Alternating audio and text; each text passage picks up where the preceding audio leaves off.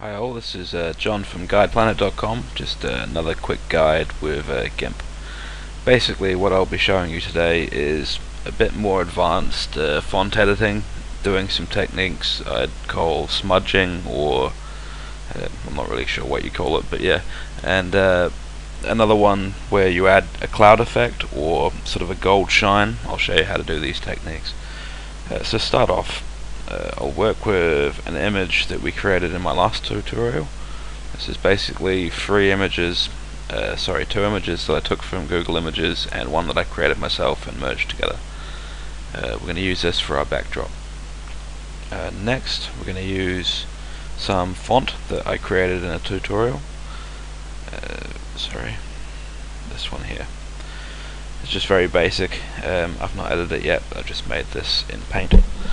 So I'm going to show you how to do some stuff with this. Okay, so first off, let's put it into GIMP. We've got our logo. I think the best thing to show you first is probably a simple effect I call clouding, where you add a shadow, but you add it to a light color. So let's just set the radius quite small to show you a small effect, because the font is quite thin. Color, and we'll put it white for this effect because it does make quite a good cloud. Right, so now you've got this white layer. What you need to do is go layer, color, and invert. This will switch everything to white. We can save it now as export. White layer .png. Right, now that we've got this white layer, close it and open it again, so the images are merged together. Now go back to shadow, or even reshow, and change it to black, or you could do a different color, but black will work. Now as you can see, this looks more like it's floating on clouds. If we repeat the effect, you get it more vivid. Now again, if you want to make this a slightly different cloud, I'm not sure what you'd call this, maybe like a burger effect or something, but I'll show you what I mean. Go back to invert, change it back, save it again.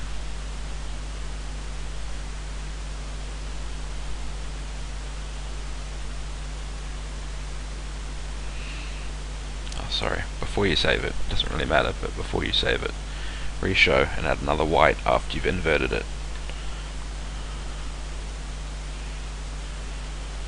This will add an even more depthy cloud that looks like it's got an internal shadow from the text and then a cloud layer behind.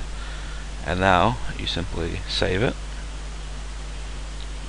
over top, close it to merge the layers, and reopen it. Now we have our cloud layer. If you really want, you can add another shadow. Whoops, undo. Filters, reshow, and change it to black. This will add an even lower shadow underneath the cloud, showing it to pop out a little bit further.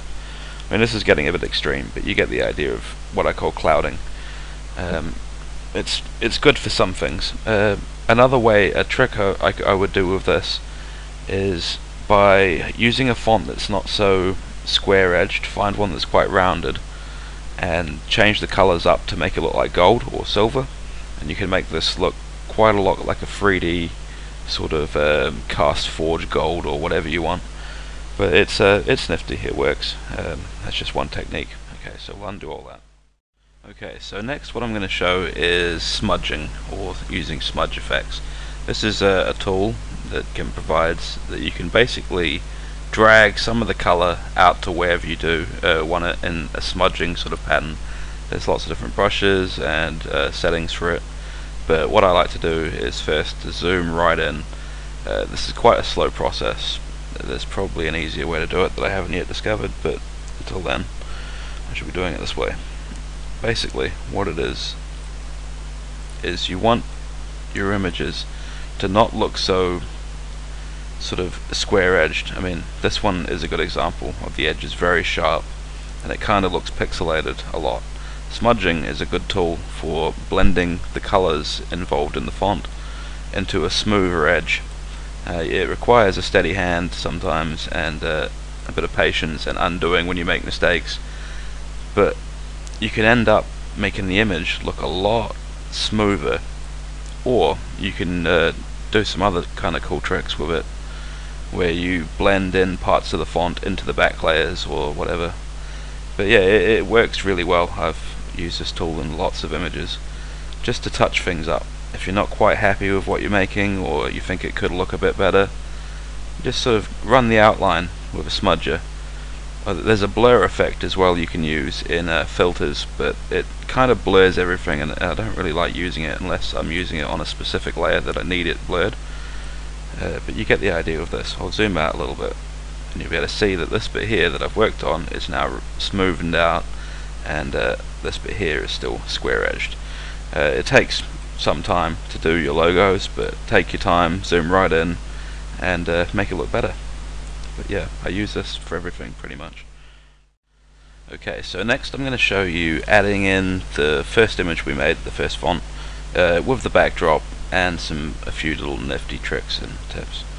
So first things first, let's change this up a little bit. It's a bit dull. I mean, if we want, we can change the color of the clouds alone, because that's the only bit that has color so far. We could change it to anything you want. As I said, there's a gold you can pull out if you wanted. It's hard to pick the exact gold color you want, but you can get it there if you're persistent enough. Anyway, we'll go back with blue just for the demonstration purpose. I thought it was quite nice. Alright, so if we take this now onto our other layer that we created before, I haven't checked the sizes, I probably should have. That's fine. Now you can see it's it stands out. It's quite decent, but I mean, this is what the time you put in, is what you're going to end up with. So if you have a lot of images and you put a lot of images into one image, you'll end up with a better image. That's just how it works. Right, so let's save this off. I'll override, save this as top layer 1. Save it up, close it off. I'll show you some final steps. There's no point in making a whole nother video for this, considering it's quite simple. Right, so now that we've got our image, one thing I like to do is enhance it a little bit. There's two separate tools I will use for this. One is Selective Gaussian Blur. This selects parts of your images.